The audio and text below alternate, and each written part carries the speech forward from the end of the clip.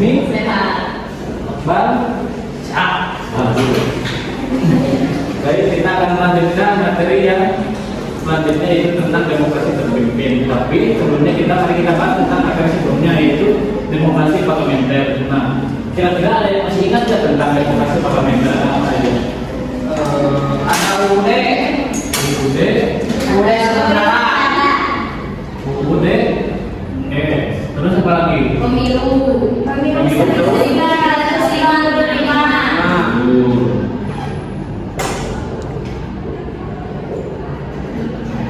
Nah, apa lagi? Sama konstituante.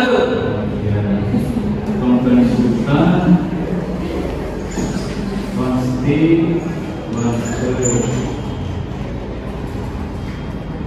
nah, boleh kita bahas sedikit tentang pemilu 1955. Ada yang masih ingat pemilu berapa ini? Pemilu demokrasi. Jadi pemilu 1955 ini adalah pemilu paling demokrasi. Mengapa disebut paling demokrasi? Karena pemilu pada 1945 ini melibatkan banyak organisasi dan banyak partai, jadi mulai organisasi masyarakat, agama, hingga partai yang sudah berskala besar seperti FPKI, Partai Keagamaan, organisasi keagamaan, NU, Masyumi, dan yang lainnya. Baik, lanjut saja langsung ke materi, itu tentang demokrasi terpimpin.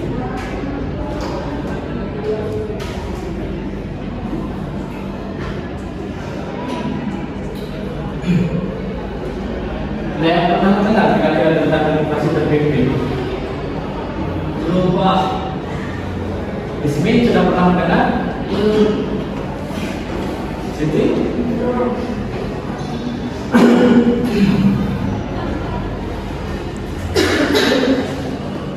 Nah, demokrasi terpimpin dalam konsepsi Soekarno tentang demokrasi yang membuat 3 hal pokok di dalamnya, yang dimana pada sebelumnya demokrasi terpimpin menerapkan sistem presidensial di mana presiden bebas semuanya mengatur apa saja yang dia mau.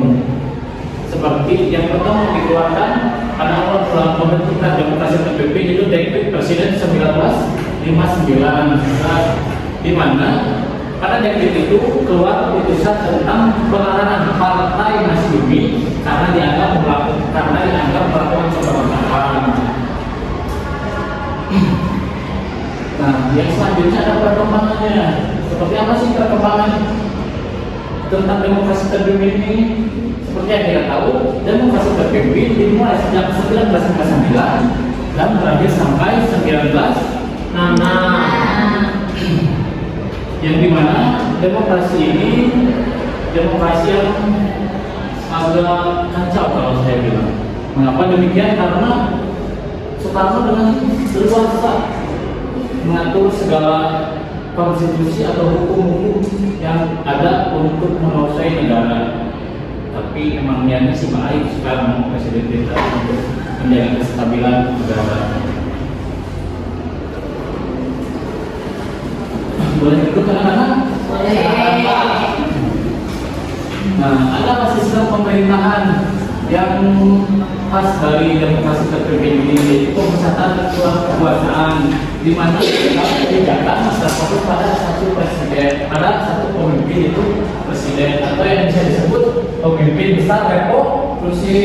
Ya, lembaga tertinggi negara seperti Majelis Permusyawaratan Sementara dan Perwakilan Gotong Royong atau DPR dan Dewan Pertimbangan Hakim Sementara.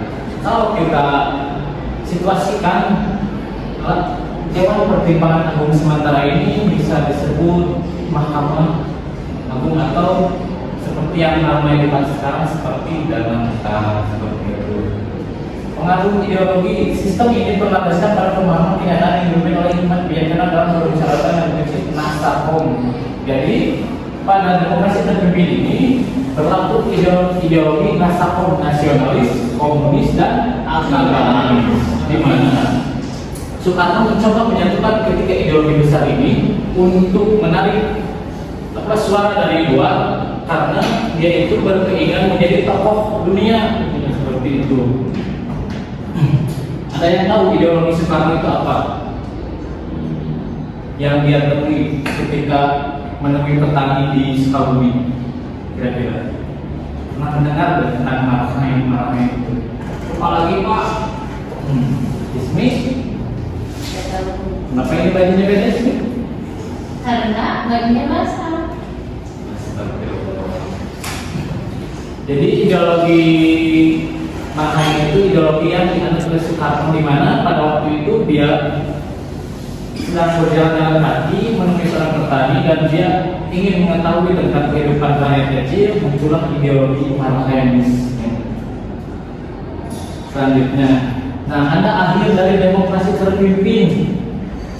Demokrasi ini berakhir dengan segala konfliknya, dari mulai krisis ekonomi, penyimpangan konstitusi, kegagalan politik dan ekonomi, dan yang paling besar dan paling kita ingat itu tentang G30 SPKI. Jadi di mana dimulai dari krisis ekonomi. Krisis ekonomi pada masa ini berlangsung sangat lama, dari 1962 sampai 1965. Karena pada waktu itu Soekarno juga ingin mengkonfrontasi ke Malaysia, karena dia ingin menyatukan satu Nusantara itu dalam artian yang luas bersama Malaysia dan Singapura.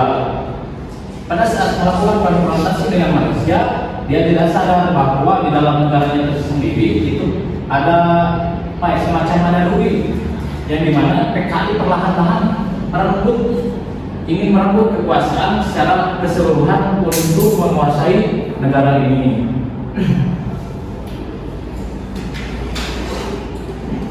Krisis ekonomi yang terjadi pada masa demokrasi terpimpin ini, inflasinya sekitar 600%. Inflasi yang 600% itu mengakibatkan negara mengalami kerugian yang sangat besar. Mengapa demikian? Karena rakyat mengalami inflasi yang besar-besaran, di mana pada saat itu kita ditimpa oleh konflik ekonomi, ditimpa lagi Soekarno melakukan konfrontasi terhadap Malaysia yang sering kita dengar dengan ganyang Malaysia. Seperti itu.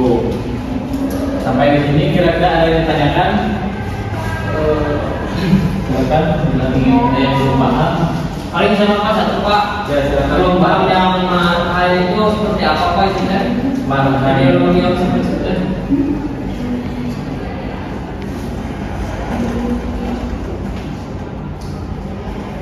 Jadi ideologi Marahai ini adalah ideologi yang diciptakan oleh Soekarno, karena pada waktu itu dia melihat bagaimana kehidupan petani yang sangat, kalau kita bilang kurang berkecukupan, padahal petani itu sangat berpengaruh. Nah, ada yang tahu apa kepanjangan dari nama petani?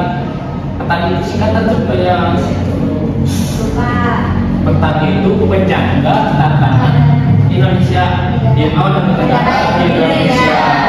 Nah, jadi Marahaianisme itu adalah sebuah ideologi yang diciptakan Soekarno terhadap rasa empatinya terhadap para orang-orang kecil seperti petani yang ditemuinya di Bandung. Kalau saya di Bandung pada saat itu dia turun ke sawah seperti itu. Bagaimana? Baik, cukup Pak. Jadi terima kasih. Nah, yang selanjutnya ada kita kasih tugas sedikit kelompok. Ya.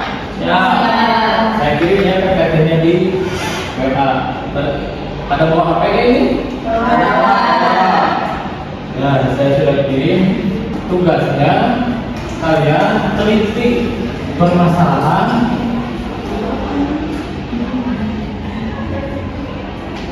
dari demokrasi terpimpin ini, terus kalian kasih solusi dan ke depan presentasikan kelompok, karena ini ada 6 orang, jadi 2 orang. Silakan berkelompok atau begitu. Langsung saja Pak, silakan.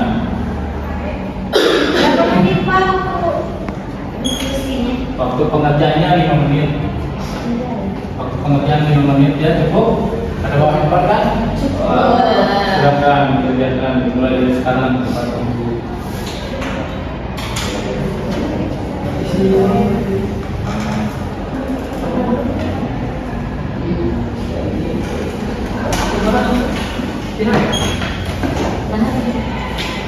Diskusi.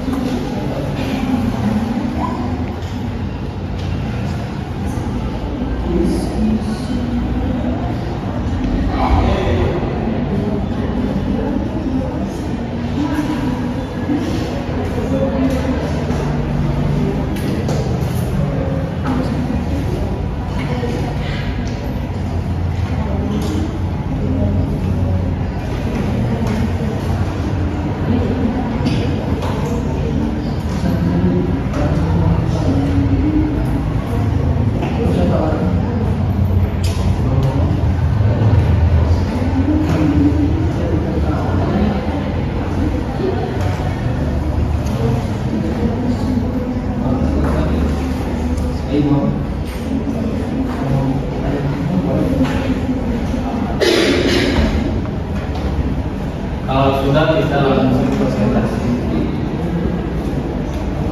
Semua ke depan. Satu kelompok saja. Satu kelompok saja. Boleh? Silakan. Kelompok satu. Ya.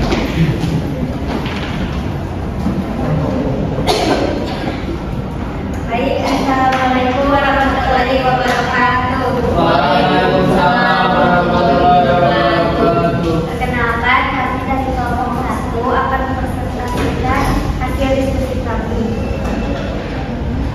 Jadi, permasalahannya yaitu tentang sistem multipartai. Sistem multipartai adalah sistem politik di mana lebih dari 2 partai politik berkompetisi untuk mendapatkan kekuasaan.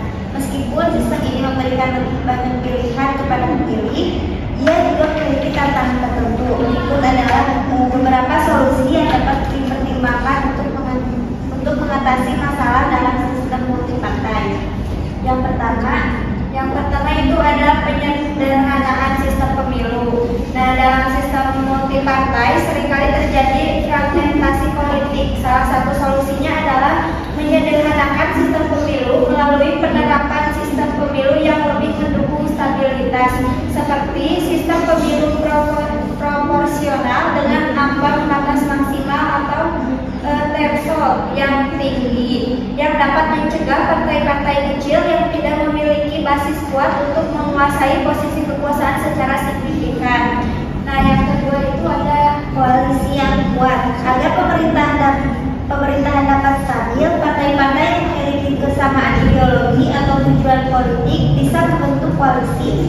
Koalisi ini penting untuk memastikan bahwa pemerintah tetap memiliki mayoritas yang cukup untuk menjalankan kebijakan dengan efektif. Pemerintah juga harus didorong untuk menciptakan perjanjian koalisi yang jelas dengan kesepakatan mengenai program dan juga kebijakan bersama. Nah, mungkin dengan solusi-solusi yang tadi disebutkan, sistem multipartai dapat dijalankan lebih efektif dan menciptakan stabilitas politik, juga memungkinkan pemerintahan yang lebih inklusif dan juga representatif. Sekian dari kelompok kami. Mohon maaf bila banyak kesalahan. Wassalamualaikum warahmatullahi wabarakatuh. Kita semua terima kasih kepada kelompok satu yang telah mempresentasikan tentang permasalahan dan telah memberikan solusi. Itu ya, salah satunya permasalahan itu adalah sistem multi partai, di mana dalam sistem multi partai ini tidak diimbangi dengan apa ya, persentase dari ambang batas threshold ini, jadi tidak seimbang loh dalam penerapan multi partai ini.